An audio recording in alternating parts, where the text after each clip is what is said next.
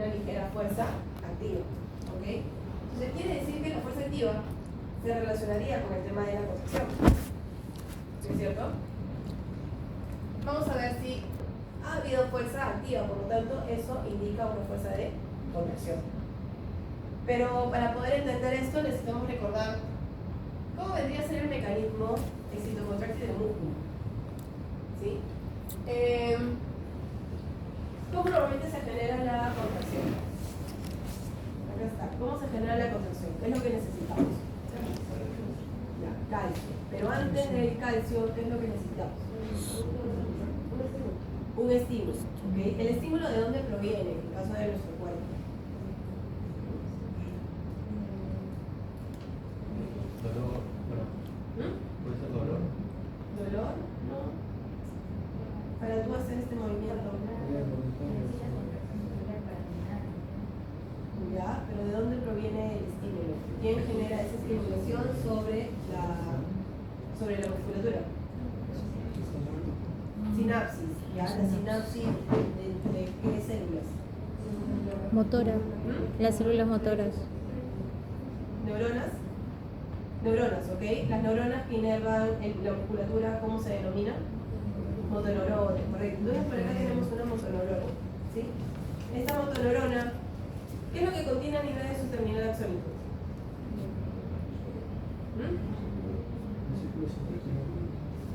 Vesículas, ¿ya? Esas vesículas, ¿qué es lo que contienen adentro? Neurotransmisores. Si yo estoy hablando de una estimulación a nivel de la musculatura esquelética, ¿qué tipo de neurotransmisor va a liberar? Acetilcolina. Muy bien. Entonces, para esta liberación de acetilcolina, ¿qué es lo que se necesita? Correcto, que haya un potencial de acción, o sea, toda una despolarización. Es decir, el potencial de acción se genera a nivel corazónico y luego se produce toda una despolarización a través del axón, ¿sí? A nivel terminal axónico, recuerden de que tenemos canales de calcio, que son dependientes de voltaje. Es decir, estos canales de calcio sensan estos cambios de polaridad interna. Antes, cuando estaba en reposo la membrana, estaba en negativo. Pero una vez de que ha habido este potencial de acción acá arriba, ¿no? En el polo axónico, ya se cambia a positivo. Y eso es detectado por los canales de calcio, que son dependientes de voltaje. Se aperturan los canales de calcio y ¿qué es lo que hace el calcio? Moviliza las vesículas. Moviliza las vesículas, pero recuerden que estas vesículas que se encuentran como que en la parte más superior del terminal axónico están ancladas por proteínas. ¿Ya? Ajá. Y el calcio lo que hace es portar a esas proteínas, permitiendo de que las vesículas puedan moverse hacia la parte un poquito más externa a la membrana del terminal axónico, permitiendo la liberación de acetilcolina. Muy bien. ¿Esa acetilcolina hacia dónde va? Ya hacia el espacio sináptico y luego hacia la membrana del músculo, ¿sí? Entonces, recuerden que una musculatura está compuesta, o sea, es como si nosotros tuviésemos que ir abriendo el músculo y vamos a encontrar distintas estructuras, ¿no? O sea, cada vez más chiquititas, ¿no? Es así como cuando tú destapas a esas muñequitas de la muñeca, ¿no? Y tú vas encontrando más chiquito, más chiquito, más chiquito, lo mismo con el músculo, ¿sí? Entonces, primero tenemos todo un paquete muscular, luego vamos a encontrar los fascículos musculares, luego encontramos las miofibrillas musculares y luego vamos a encontrar ya las fibras musculares. Estas fibras musculares vendría a ser una célula muscular, es decir, una fibra muscular es igual a una célula muscular, ¿ya? Entonces, en este caso, acá lo que he dibujado es una fibra muscular, o sea, una célula muscular. A nivel de la membrana celular, la membrana plasmática o el mielema, vamos a encontrar los receptores para el acetilcolina. ¿Qué tipo de receptores serán? Nicotínicos, correcto. Esos receptores nicotínicos, ¿qué tipo de receptores son? Excitadores. Biotrópicos. Muy bien, ¿por qué no son metabotrópicos? Correcto. Y no están asociados a la proteína G. Muy bien. Entonces, estos receptores ionotrópicos, su nombre lo dice, ¿no? Iones. Actúan como si fuesen canales iónicos.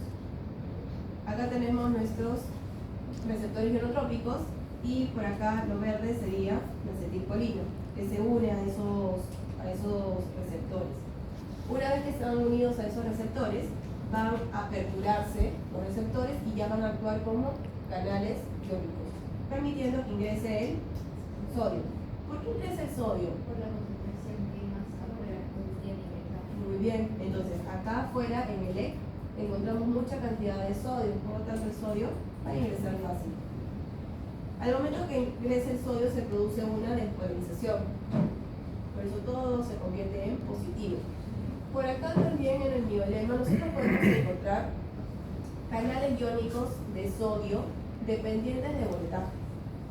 Estos canales son dependientes del ligando, por eso que se une el acetilcolina.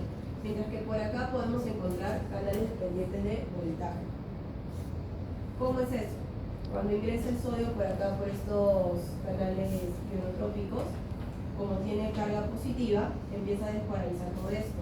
Y por acá podemos encontrar canales dependientes de voltaje que al detectar estos cambios de polaridad va a permitir de que se aperturen los canales y pueda ingresar más sodio. Luego se despolariza todo esto. Luego tenemos una imaginación de la membrana. ¿Cómo se llama? Túbulos T. ¿Sí? Y estos túbulos T, ¿a qué receptor están asociados?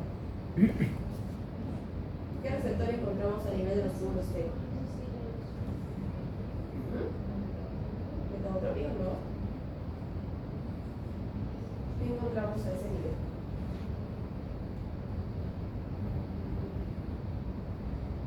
Tenemos un receptor que se llama dihidropiridina, ya que lo conocemos por sus siglas, bueno, más o menos siglas, DHP, ya, dihidropiridina. Esos receptores de dihidropiridina, miren, tienen como un bracito que se conectan a otros receptores, que son canales, que se llaman rianodina, a nivel del retículo sarcoplasmático. ¿Ya? Estos rianodinas son canales, o sea, tienen una compuerta. Entonces, al momento que la dihidropiridina se activa, es como que jala su brazo y esto va a permitir que la compuerta se abra. ¿Por qué se activan los dihidropiridinas? Porque sensan estos cambios de polaridad, sensan que se vuelve positiva la membrana interna. Y al volverse positivo, entonces dihidropiridina se activa y va a jalar su brazo, aperturando la puertita de la rianodina. ¿Para qué apertura la puerta de la rianodina? Para que el calcio que se encuentra en gran concentración a nivel retículo sarcoplasmático pueda salir por esos canales de rianodina. Y de esta manera aumenta el calcio a nivel del citosol. ¿Para qué nosotros entonces necesitamos calcio a nivel de una fibra muscular? Para que se dé una contracción, ¿correcto? Entonces, ¿cuál vendría a ser la unidad funcional del músculo? El sarcómero, correcto. ¿Y qué estructuras componen el sarcómero? Tenemos primero los miofilamentos contráctiles, que ustedes mencionan que son la actina, la miosina. ¿Qué otras estructuras componen el sarcómero? La Troponina, ¿qué más? La troponina. Tropomucina, que son proteínas reguladoras. ¿Qué otras estructuras?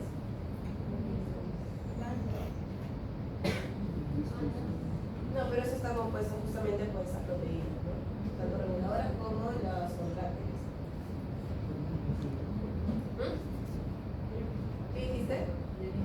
Línea Z, correcto. Entonces, las líneas Z son las que van a delimitar a un sarcómero.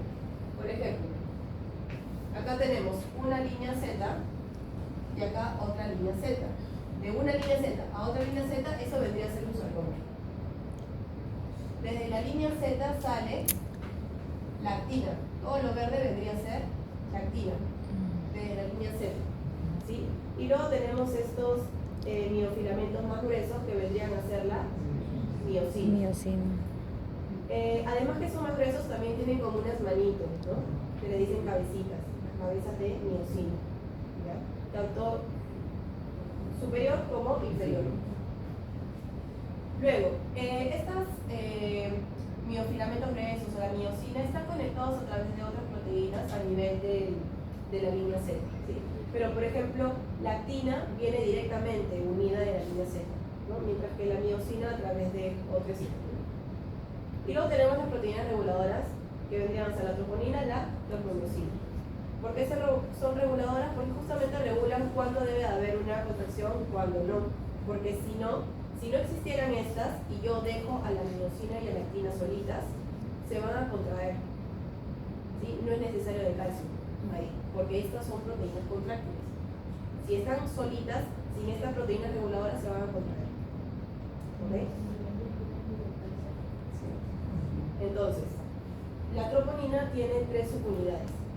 Tenemos subunidad C, subunidad T y subunidad I. La subunidad C viene de calcio, es decir, el calcio se va a unir a esa subunidad. La subunidad T se va a unir a la tropomiosina, ¿ya? Y la subunidad I es de inhibitorio. Entonces, cuando se activa el inhibitorio, quiere decir que estamos como que el sarcómero no está contraído. Entonces, acá, si se dan cuenta, yo he dibujado como un bucle, ¿ya? Ese bucle hace referencia a la tropomiosina. La tropomiosina lo que está haciendo es bloquear los sitios activos de la actina. Es decir, está evitando de que la miosina se pueda unir a los sitios activos de la actina. Y la troponina vendría a ser lo que he dibujado como puntos negros, 3 puntos negros, que son las 3 subunidades. Entonces, ¿qué es lo que ocurre? Cuando el calcio aumenta, el calcio se va a unir a la troponina C, ¿sí?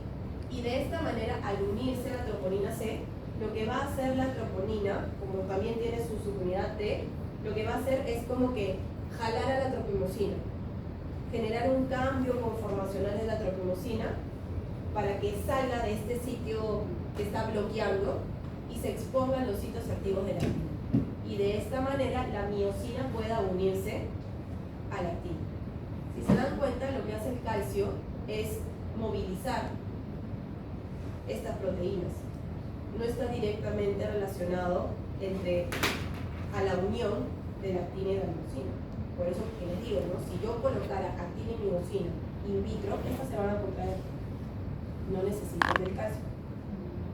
¿Ya? Otra cosa es que el calcio acá en el cuerpo obviamente es necesario porque tenemos proteínas que van a bloquear esos sitios activos. Entonces necesitamos del calcio para que se desbloquee y exponga los sitios activos de la actina. Si se dan cuenta, acá he dibujado como que la dirección de las cabezas de miosina. Por ejemplo, las de este lado van hacia mi lado derecho, ¿no? Y las de este lado van hacia mi lado izquierdo.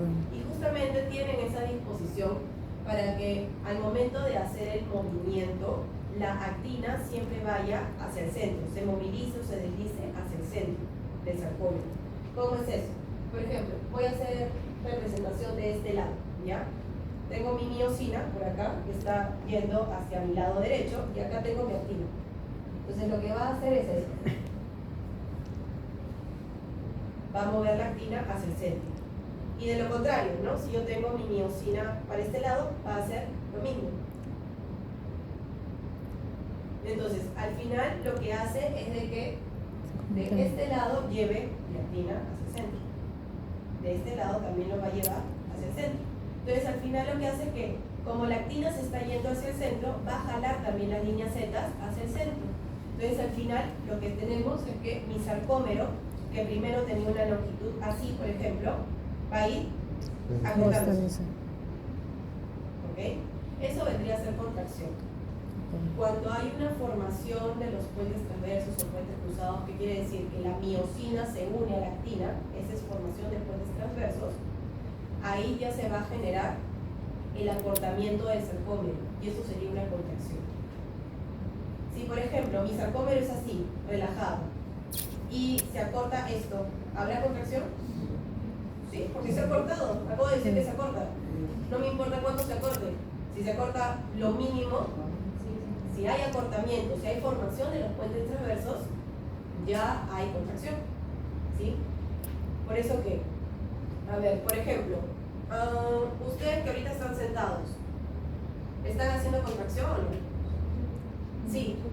O sea, no es necesario que yo vea el músculo que se alargue, se acorte, para decir que hay una contracción, ¿sí o no? No es necesario que yo haga este tipo de movimiento para ir, recién decir, ahí estás haciendo contracción. No. Ahorita, por ejemplo, yo también estoy haciendo contracción en mi espalda, en mi cuello, en mis piernas, también al momento de hablar, ¿de cierto? O sea, estoy haciendo una contracción, ¿ya? Pero no es necesario para yo decir que hay una contracción de que debe de haber un movimiento macroscópico de la musculatura, ¿sí? Microscópicamente sí va a haber un acortamiento, pero macroscópicamente no es necesario que yo vea esos cambios, ¿ok?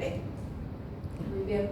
Entonces, cuando nosotros hablamos de fuerza activa, estamos hablando de la formación de los puentes transversos. Si yo genero mayor fuerza activa, quiere decir que hay mayor formación de puentes transversos, ¿no? Supongamos que acá que dice fuerza activa 0.02, supongamos que se formaron 10 puentes transversos. Pero acá que dice 1, se formaron 50 puentes transversos. ¿Ya? Probablemente acá yo no vea macroscópicamente esa contracción. Y probablemente acá, de repente, yo sí voy a ver una contracción. ¿Ok? Pero no quiere decir que si macroscópicamente yo no veo ese cambio de longitud, no quiere decir que microscópicamente dando un acortamiento de esa contracción. ¿Sí? Bien. Entonces, ¿qué ocurre o qué ocurriría si yo sigo aumentando la intensidad del estímulo? ¿Seguirá aumentando la fuerza activa? Sí. Vamos a ver si eso es cierto. Y sí, efectivamente sigue aumentando la fuerza activa. ¿Qué conclusión ustedes podrían sacar con estos datos? Conclusión. Mayor voltaje, mayor fuerza de contracción. A mayor intensidad del estímulo, mayor fuerza activa. ¿Correcto? Eso sería una conclusión para su informe. Ahora, la discusión es la explicación, ¿cómo llegamos a esos resultados? ¿No? Por ejemplo, a ver, supongamos que cada una de las mesas es una fibra muscular, o sea, una célula muscular.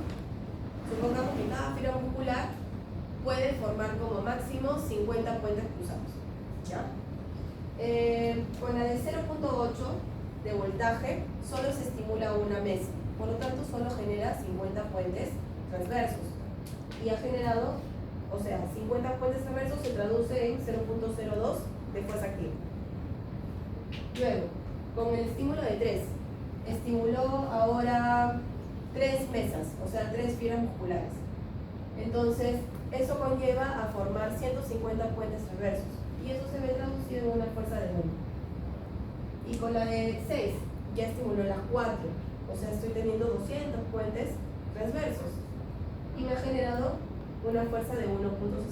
Entonces, lo que está generando es que a mayor intensidad del estímulo estoy reclutando mayor cantidad de fibras musculares. Y esto, por ende, estoy generando mayor formación de puentes transversos y mayor fuerza activa o fuerza de contracción. A ver, vamos a seguir estimulando. ¿Habrá mayor fuerza de contracción, fuerza activa? Sí. Sí. A ver, ¿será cierto eso? Y sí, con mayor. Vamos a ponerlo ahora ya todo lo que se pueda. Ya, hasta 10. ¿Habrá mayor fuerza activa? Porque ha estado disminuyendo. Buena observación. Y efectivamente ya no ha seguido aumentando, ¿no? Entonces, ¿qué quiere decir? De que el músculo va a tener o va a llegar a un tope de máximo de fuerza activa, ¿sí? Donde a pesar de que nosotros sigamos aumentando la intensidad del estímulo, ya no va a ser suficiente para abarcar mayor cantidad de fibras musculares. Llegó a un tope, ¿ok?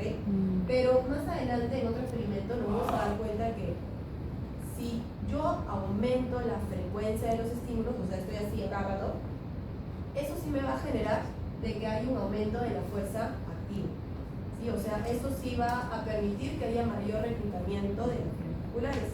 Y eso es lo que ocurre normalmente en nuestro cuerpo. Por ejemplo, de repente nosotros para levantar el brazo simplemente necesitamos un estímulo, ¿no? Para generar esa contracción y ya está.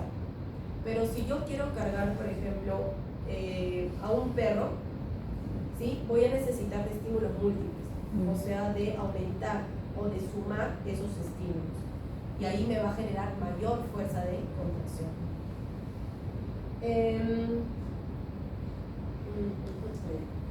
De ahí. Dentro de todos los estímulos ¿Cuál creen que sería el estímulo umbral? Entendiendo por umbral el estímulo mínimo requerido para generar una respuesta. 0.8. 0.8 sería mi estímulo umbral. Por debajo de 0.8 sería subumbral y por encima sería Supraumbral. ¿Ok? Bien, chicos, eso le pueden tomar foto. Serían sus primeros resultados.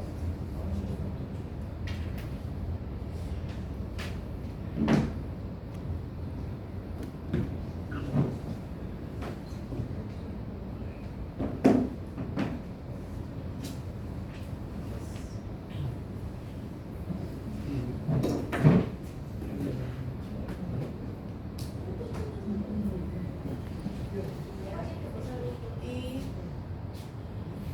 de ahí también a estos resultados.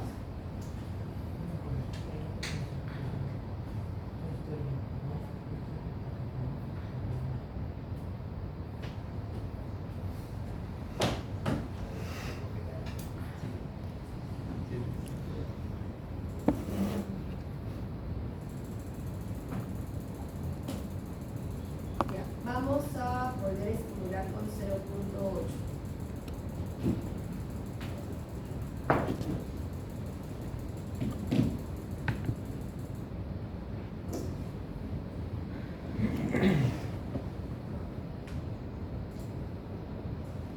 ¿Hubo contracción? No. ¿Hubo contracción? Mínima. No. Pero si yo le estimulaba con 0.8, se supone que ese es el estímulo umbral. Ha cambiado la longitud del músculo. Miren, hace un ratito estaba en 75, ahora está en 100. ¿Sí? ¿Por qué creen que si yo estiro ese músculo, no se está generando ahora una fuerza activa, una fuerza de contracción? Porque haber más fuerza en el lado contrario. ¿Cómo? Haber más fuerza Más fuerza de resistencia. ¿Cómo es eso? hacia el lado opuesto. Ya. A ver. ¿Qué vendría a ser el tono muscular?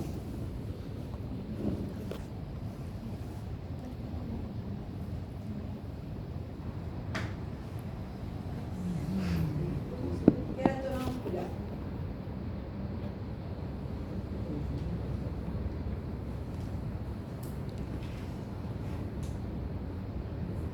¿Alguien?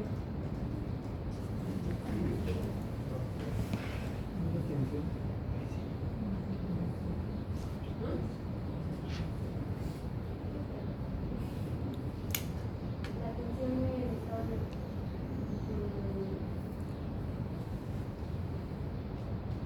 Tensión vendría a ser fuerza. ¿Ya? Entonces, no. Ya más o menos por ahí. Vendría a ser la longitud óptima, la longitud ideal que va a tener un músculo para ejercer una buena fuerza de contracción.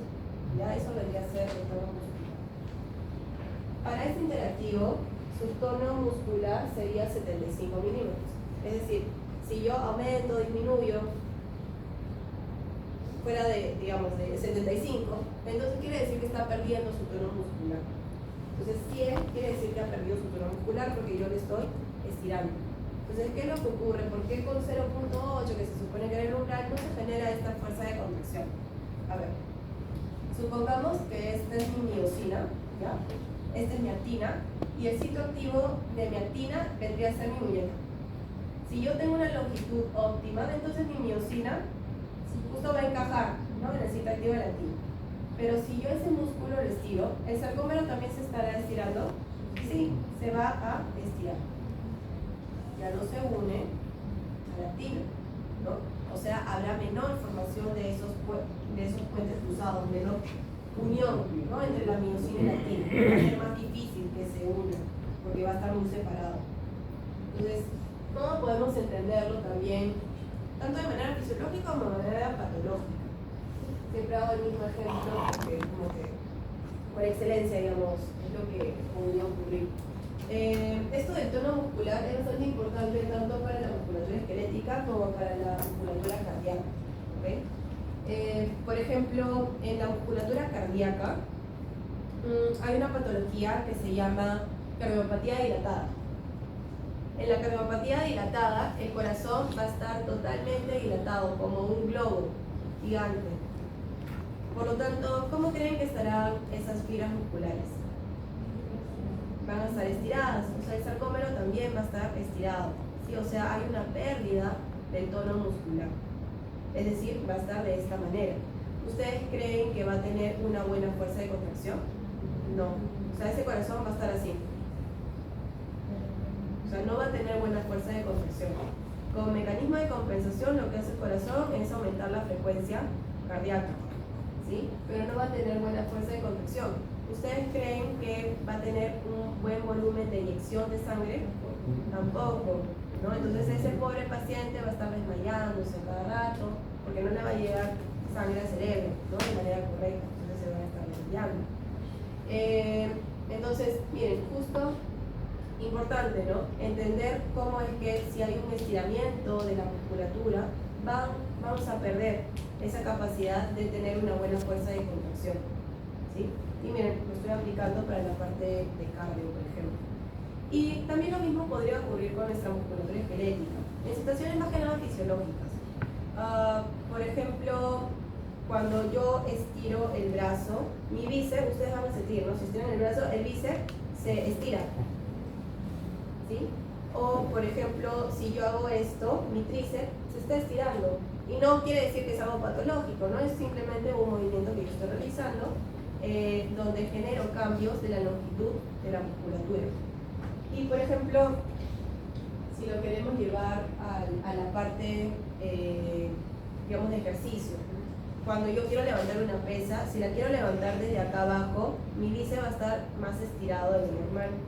Entonces, va a ser de repente un poquito más costoso levantar esa pesa en comparación si yo hago este tipo de movimiento donde mi bíceps, acá a este nivel, mi bíceps de repente está con un tono muscular normal, ¿no? Un tono muscular. Entonces, de repente va a ser más fácil hacer este movimiento que desde abajo, ¿no? Voy a trabajar un poco más si hago desde abajo, ¿ya?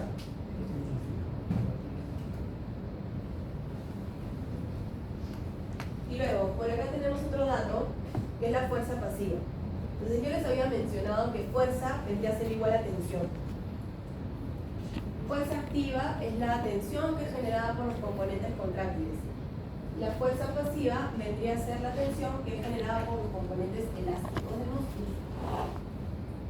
A nivel del músculo, ¿recuerdan cuando han visto en histología? Veían que había un tejido conjuntivo alrededor de las fibras musculares, ¿no? Que les mencionaba, este es el endomisio, el perimisio, el epidisio. Entonces, quiere decir que a ese nivel hay tejido conjuntivo, que al final se va a juntar todo y se van a formar los tendones. Entonces, cuando yo estiro este músculo, lo estoy estirando de los tendones, generando también una tensión de este tejido conjuntivo que se encuentra a nivel del paquete muscular, ¿sí? Entonces, como se genera una tensión de esos componentes, eso me daría mi fuerza pasiva. ¿Tiene algo que ver con el tema de la contracción? No, no me aporta nada, por eso que no me ha salido fuerza activa.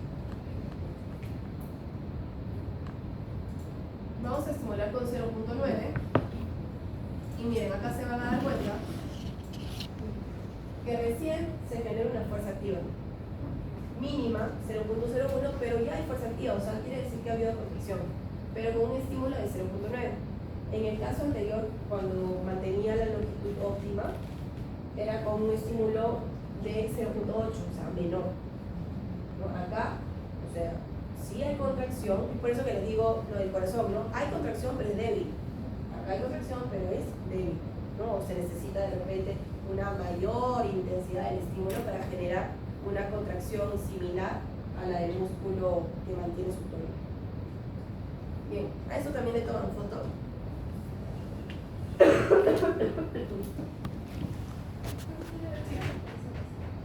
La fuerza pasiva es la tensión que está ocasionada por los componentes elásticos.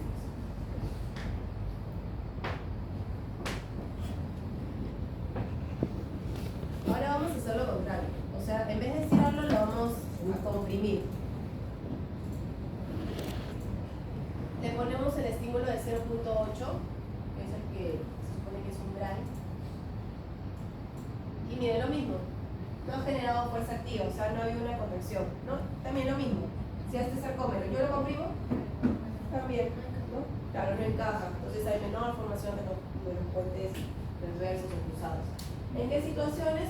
También cuando nosotros nos estamos moviendo, estamos en constante estiramiento del músculo o lo comprimimos, ¿no? Eso es normal. Y para que vean que 0.9 también vendría a ser su estímulo umbral en este músculo cuando ha perdido el tono. Ya cuando está comprimido, también su estímulo umbral sería 0.9. También le toman fotos, chicos. ¿Hay una pregunta hasta acá?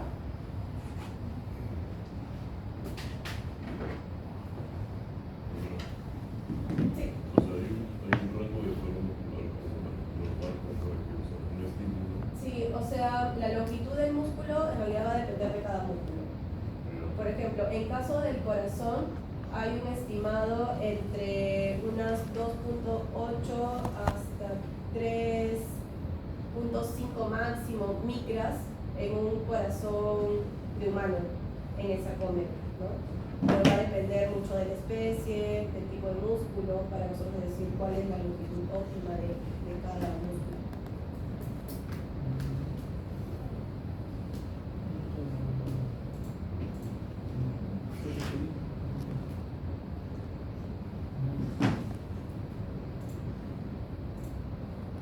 Bien, pasamos entonces al siguiente experimento. Esto es igual al anterior, solo que no puedo modificar el voltaje, se mantiene en 8.5. Y ahora lo que voy a hacer es aplicar múltiples estímulos, o sea, aumento la frecuencia de los estímulos. Voy a generar una sumación de estímulos. ¿Qué tipo de sumaciones ustedes conocen?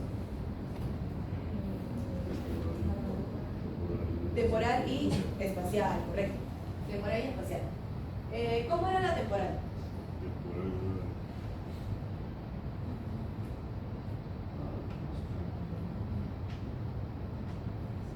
¿Cómo era temporal? Sí, por ejemplo, que me acuerdo, había que esta era una fibra y uno venía a sacar el mismo, uno solito nomás y estimulaba. Y luego el otro venía acá. Correcto. Ajá. Entonces, en una sumación temporal tenemos digamos, el que está estimulando, ¿no?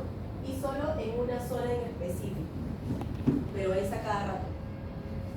Mientras que el espacial, acá yo le tendría que colocar otro estimulador por acá, por acá, por acá, por acá, por acá, y todos al mismo tiempo me dan un estímulo. No es constante, ¿ya? Todos al mismo tiempo me dan solo un estímulo, pero es en distintas zonas o áreas del tejido que quiero estimular. En este caso, entonces, ¿qué tipo de sumación será? Total. Temporal, ¿no? Porque está así. Temporal. Este es temporal. Entonces vamos a ir aplicando los estímulos. Vamos a aplicar primero 10 estímulos por segundo.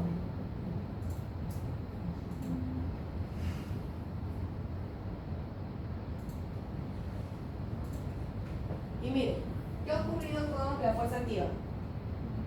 Aumentado. En el caso anterior, cuando nosotros solo hacíamos un estímulo, y ahí acababa la cosa, la fuerza máxima generada era de 1.82, me parece. Acá ya ha subido. Quiere decir de que si yo aumento la frecuencia de los estímulos, sí puedo seguir reclutando mayor cantidad de fibras musculares y generando mayor fuerza activa. Pero si solo aumento la intensidad del estímulo, no.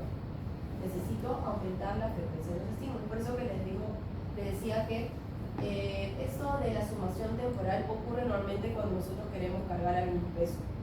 Se empieza a estimular nuestras fibras musculares para llegar a la fuerza necesaria para cargar dicho peso.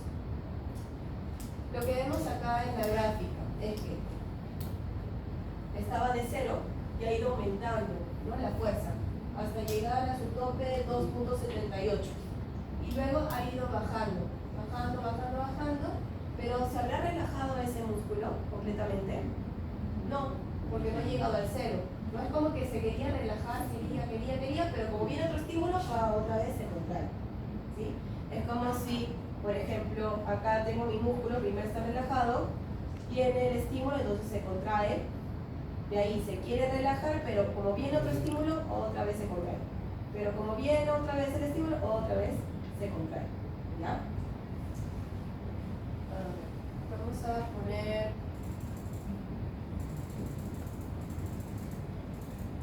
ya 50 estímulos por segundo.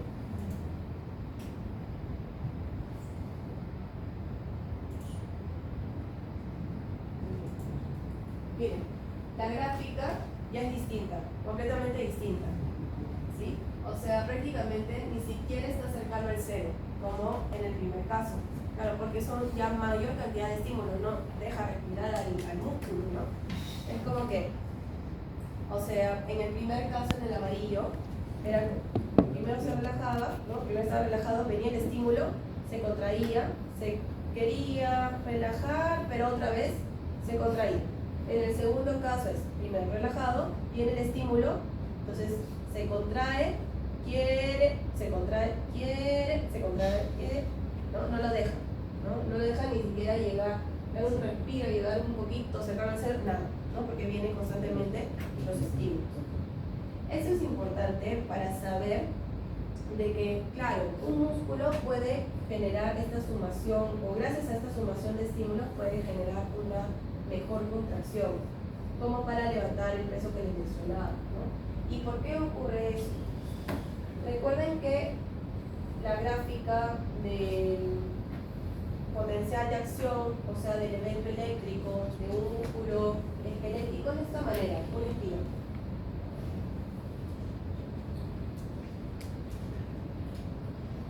En donde nosotros vamos a tener un periodo refractario absoluto, que sería lo verde, y luego tenemos un periodo refractario relativo.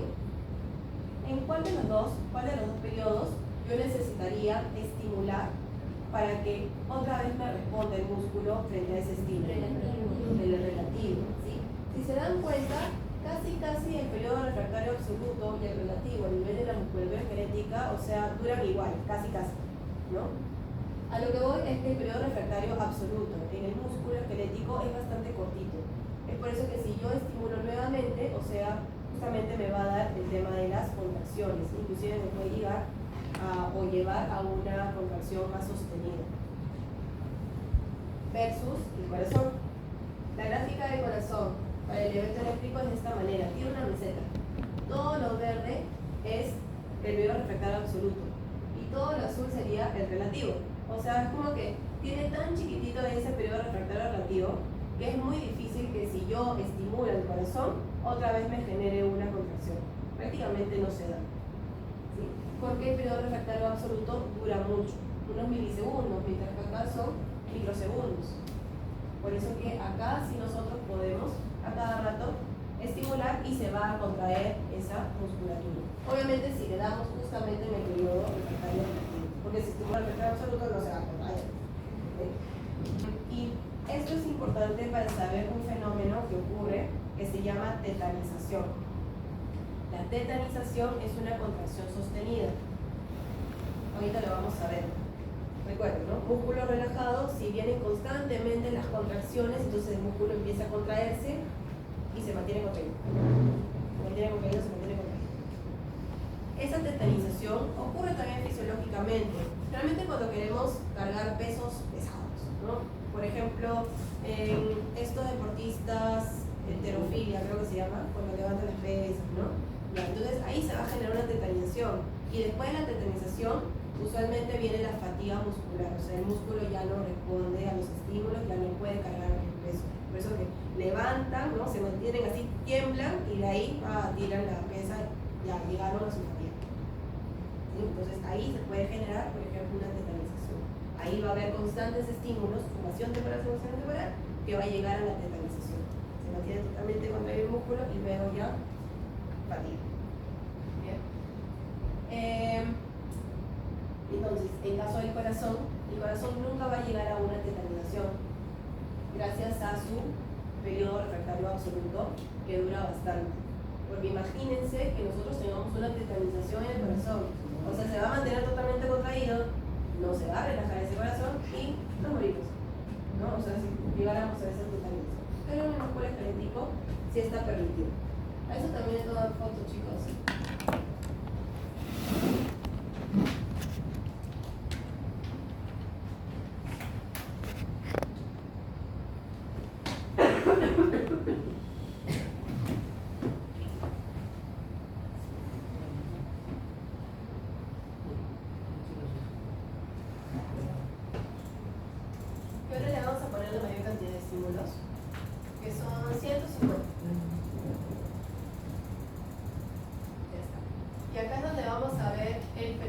de la tetanización o el evento de tetanización.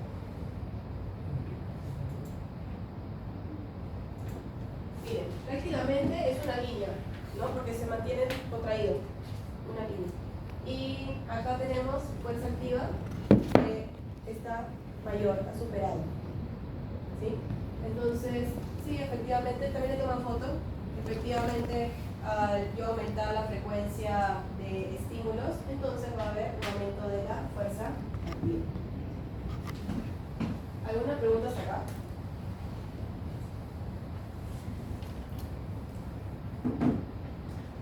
Y ahora vamos a pasar al siguiente experimento, que ya es el último, que es acerca de contracción isométrica y contracción isotónica.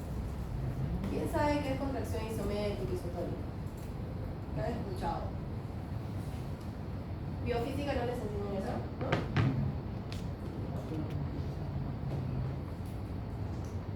Por ejemplo, miren acá, ya tenemos como que mayores cambios con este experimento. Primero, el músculo ya no está sujetado por ambos extremos, solo por uno. De ahí tenemos estas pesitas. Luego, acá en la pantalla negra dice distancia, antes decía fuerza. Y luego acá en la tablita de abajo, bueno, dice peso, que son de las pesitas, tenemos velocidad de la contracción, duración de la contracción y distancia de levantamiento. O sea, lo que queremos ver es si es que el músculo levanta la pesa o no. Entonces, para esto primero necesitamos saber qué vendría a ser contracción isométrica, qué sería contracción isotónica. A ver. Isométrico primero. ¿A qué le suena isométrico? Igual, longitud, medida, ¿no? Igual longitud o igual medida. Okay. Entonces, en la contracción isométrica quiere decir de que la longitud de ese músculo no va a variar macroscópicamente. Por ejemplo, a ver, todos levanten el brazo, así. ¿Están haciendo contracción o no? Sí, ¿es cierto? No sé, parece de aquí. Ya, entonces, esto vendría a ser una contracción, ¿correcto? Pero ustedes ven que hay algún movimiento en el músculo, hay un alargamiento, acortamiento. No. O sea, hace un ratito les dije, ¿es necesario que nosotros veamos algún alargamiento, acortamiento del músculo para decir que hay una contracción? No. Pero microscópicamente, ¿habrá un acortamiento del sarcómero? Sí, porque estamos hablando de contracción. ¿Sí? Entonces, por ejemplo, cuando hemos levantado el brazo, eso vendría a ser contracción isométrica, porque mantiene la longitud. Yo no veo macroscópicamente alguna variante en la longitud del músculo, pero microscópicamente, ¿habrá acortamiento del sarcómero? Sí, porque estamos hablando de una contracción isométrica. Ahorita que ustedes están sentados, ¿estarán haciendo contracción? Sí. ¿En dónde? ¿En el asiento? No, en los músculos de la espalda. En la espalda, ¿no? Si no estaríamos así todos chorreados, ¿no? Para mantener la postura necesitamos hacer contracción en la espalda. ¿Qué tipo de contracción será? Es una contracción isométrica porque no genera ningún cambio de longitud de la musculatura, ¿sí? ¿Habrá acortamiento del sarcómero? Sí, porque estamos hablando de una contracción. Muy bien. Entonces, esa es contracción isométrica. Luego tenemos la contracción isotónica. Iso, bueno, igual tónico hace referencia a la tensión, a la fuerza que va a generar el músculo, en este caso. Ya no es como el tónico que utilizamos en soluciones isotónicas, hipertónicas, eso no, ¿ya? Acá el tónico hace referencia a la fuerza, a la tensión que va a generar el músculo. Entonces, igual tensión, igual fuerza. ¿A qué?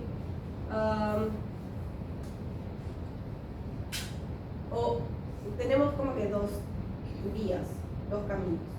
O el músculo mantiene una misma fuerza o una misma tensión durante la contracción, o el músculo genera una fuerza que va a ser igual al objeto que quiere cargar. ¿Cómo es eso? Por ejemplo, supongamos que este tomatodo pesa 7 kilos. La fuerza máxima que puede generar mi bíceps es de 12 kilos, ¿ya? Entonces, ¿cuánto de fuerza necesita generar mi bíceps para poder cargar a este tomatodo que pesa 7 kilos? 7. Es decir, mi bíceps debería de generar una fuerza de 7 kilos para poder levantar a este tomatodo. Y cuando lo levanta, ustedes van a ver, o bueno, si hacen el experimento van a sentir que el músculo, el bíceps, se alarga, se acorta, se alarga, se acorta. Entonces, como si hay cambio de la longitud y como que mi bíceps está igualando la fuerza del tomatodo para cargarlo, eso sería contracción isotónica. Y esa fuerza de 7 kilos se mantiene durante toda la contracción, o sea, durante todo este movimiento que yo hago se mantiene en 7 kilos. Ahora, hay contracción isotónica, concéntrica y excéntrica. Concéntrica y excéntrica. ¿Bien? ¿Qué sucedería si, por ejemplo, mi tomatodo pesa 15 kilos? ¿Podré hacer esta contracción isotónica? ¿Por qué? Porque está superando a la fuerza máxima que puede generar mi bíceps. Mi bíceps podía generar como máximo 12 kilos de fuerza. Si el tomatodo pesa 15 kilos, yo no voy a poder hacer esta contracción isotónica. De repente lo voy a poder sostener de esta manera. Si lo sostengo de esta manera, o sea, lo levanto del piso, lo sostengo de esta manera, ¿qué tipo de contracción será? Isométrica, correcto. Pero yo al momento de levantarlo sería contracción isotónica. Entonces, cada vez que nosotros, por ejemplo, queremos levantar un objeto, primero lo tenemos en contracción isométrica y luego va a ser contracción isotónica, siempre y cuando mi músculo pueda igualar la fuerza al peso que yo quiero levantar. Para que yo pueda levantar este objeto y genere la contracción isotónica, la fuerza generada en mi músculo debe de aumentar progresivamente, es decir, primero mi músculo se va a encontrar en 0, luego va a pasar a 1, 2, 3, 4, 5, 6, 7 y ahí levanto mi tomatodo que pesaba 7 kilos. ¿Ya? Entonces, en una primera instancia es contracción isométrica, paso 1, 2, 3, 4, 5, 6, hasta el 6 es mi contracción isométrica y luego el 7 es mi contracción isotónica. Cuando nosotros hacemos movimientos, por ejemplo, al caminar, nosotros siempre estamos en constante contracción isométrica, contracción isotónica, ¿no? Si yo camino, estoy doblando las piernas, eso es contracción isotónica. Mi espalda generaría una contracción isométrica. Yo al doblar la pierna, contracción isotónica, pero al regresarla a la posición normal, contracción isométrica, ¿no? Entonces siempre estoy en constantes contracciones isométricas, isométricas. ¿Bien? Entonces acá voy a colocar las mesitas.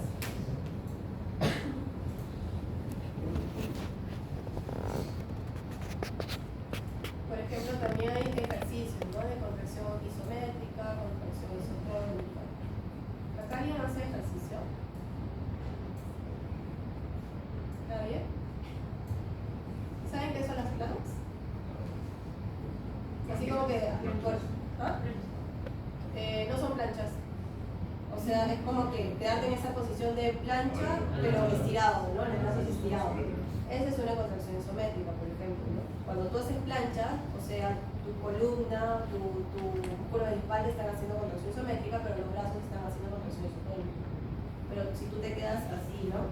En el piso, en plan, todo tu cuerpo estaría haciendo contracción isométrica.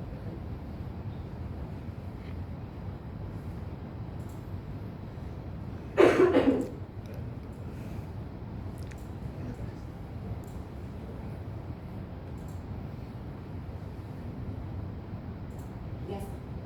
Entonces ya he colocado todos los pesitos y hemos estimulado. Por ejemplo, acá tengo la pesa de 0.5. ¿Cuánto de fuerza debería de generar mi músculo para poder levantar ese peso? 0.5, correcto, y la puede levantar. En la de 1.5, ¿cuánto debería de generar de fuerza? 1.5 para levantar. En la de 2, 2 para levantar, correcto. Ahora vamos a ver la distancia de levantamiento. La de 0.5 levantó 4, o sea, ha levantado hasta acá, ¿ya? La de 1 levantó menos, hasta acá. La de 1.5 hasta acá. Y la de 2 no la ha levantado. ¿Ya? ¿Por qué creen que no lo ha levantado?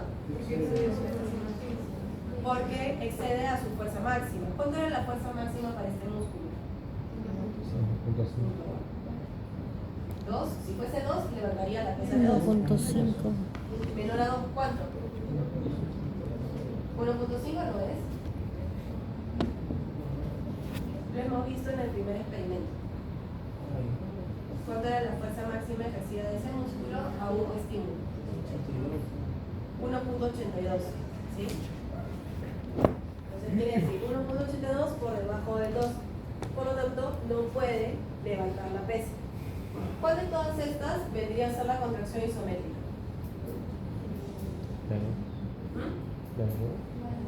La 2, ¿no? La última. Esta sería contracción isométrica. Y las anteriores que se ha levantado, isotónica. Luego tenemos velocidad de contracción. Vemos de que la de 0.5 es 0.1, 1, es 0.57, o sea, más lento. O sea, la de 0.5 la levanta más rápido, mientras que la de 1 se demora un toque en levantar. ¿Por qué es eso? Recuerden que yo les había dicho que el músculo tiene que ir de 0 hasta la fuerza que necesita para levantar el peso. En este caso va de 0 a 0.1, 0.2, 0.3, 0.4 y 0.5 la levanta. En la de 1 pasa de 0 hasta 1. 0, 0, 1, 0, 2, 0, 3, 0, 4, 0, 5, 0, 6, 0, 7, 0, 8, 0, 9, 1. Lo levanta. O sea, le ha tomado más tiempo llegar hasta la fuerza necesaria para levantar ese peso. Por eso que va disminuyendo esa velocidad. Luego tenemos la duración de la contracción. Vemos que con la de 0.5 me dura más esa contracción. Acá también lo veo, ¿no? El primer caso. Este dura más la contracción, es decir, lo puedo mantener más tiempo levantado. Y a medida que va aumentando el peso, menos tiempo levantado. ¿Cómo ustedes harían para poder levantar esta pesa de 2 gramos? ¿Qué harían en el interactivo? ¿Disminuiría la longitud? ¿Disminuiría la longitud? No, porque la longitud está en la óptima. Está en 75. Más voltaje. Más voltaje, aumento la intensidad de voltaje. Pero miren, acá está con 8.5 y habíamos visto que si yo llegaba hasta 10, me generaba una fuerza máxima de 1.82. ¿Qué es lo que harían para levantar esa pesa? Diferentes puntos. Diferentes puntos, ya una sumación espacial podría ser, pero eso no hemos visto acá en el interactivo que se puede hacer. Pero lo que sí se puede hacer es aumentar la frecuencia de estímulos, es decir, generar una solución temporal. Eso es lo que sí ya hemos visto, ¿no es cierto? Y de esa manera sí podríamos hacer de que la fuerza activa aumente, puede llegar a 2 y pueda levantar el peso. Por eso es lo que les estaba diciendo, cuando nosotros levantamos peso, si ustedes van al gimnasio, eso es lo que va a ocurrir en tu cuerpo, va a generar una sumación temporal para que tú puedas levantar ese peso, para que tú puedas llegar a esa fuerza necesaria para levantar ese peso. ¿Ya? ¿Ya? Pero ¿por qué a veces de repente, ya, puede suceder eso de la sumación temporal, pero ¿por qué no puedo levantar un peso mayor? ¿No? ¿Por qué máximo yo puedo levantar hasta 10 kilos y no puedo levantar 15 kilos? ¿Por qué creen eso? Por el desarrollo de las fibras. Por el desarrollo de las fibras, muy bien. Es decir, hay adaptaciones celulares, ¿sí? Adaptaciones celulares pueden ser fisiológicas, patológicas. En las fibras musculares, si nosotros trabajamos, o sea, hacemos ejercicio, se va a generar una hipertrofia, que es una adaptación celular. En este caso, para la fibra muscular, fisiológica. ¿Ya? Hay también hipertrofias patológicas. Por ejemplo, a nivel cardíaco puede haber hipertrofias cardíacas que son patológicas. También puede haber hipertrofias fisiológicas en el corazón, por ejemplo. Entonces, a nivel de la musculatura nosotros vamos a tener hipertrofias. ¿Qué es lo que ocurre? La hipertrofia es el aumento del tamaño de la fibra muscular, en este caso, la hipertrofia muscular. Por ejemplo, mi fibra muscular es así, chiquita. ¿Ya? Por lo tanto, esta fibra muscular puede ejercer una fuerza máxima, supongamos, de 10 kilos. ¿Cómo es un físico-culturista? O sea, cuando lo ven, ¿cómo se ve? Más musculoso, ¿no es cierto? Tiene mayor masa muscular, porque tiene una hipertrofia muscular, es decir, mayor tamaño de esa fibra muscular. Y este va a generar una fuerza de 50 kilos, supongamos. ¿Por qué creen eso?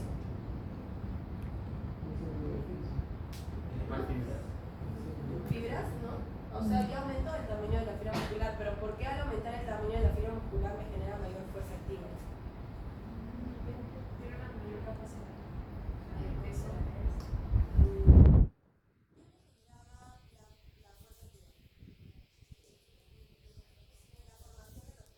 Cruzados, ¿no es cierto? Esa formación de puente cruzado, ¿quién lo genera? Miosina con actina, ¿sí? Y eso se encuentra dentro del sarcómero, ¿no? ¿En dónde creen que habrá mayor cantidad de sarcómeros? ¿En la hipertrofiada o en la normal? En la hipertrofiada. Entonces, al tener yo acá mayor cantidad de sarcómeros, voy a tener mayor formación de puentes traversos, mayor fuerza activa, mayor fuerza de contracción. Porque está más grande, tengo mayor cantidad de sarcómeros. Si ustedes hacen un corte transversal de las fibras musculares, van a ver circulitos, ¿sí o no? ¿Recuerdan? Listo. ¿No? Ven, un corte transversal, ustedes veían círculos. Si yo veo círculos, o sea, más grandes, quiere decir que tiene mayor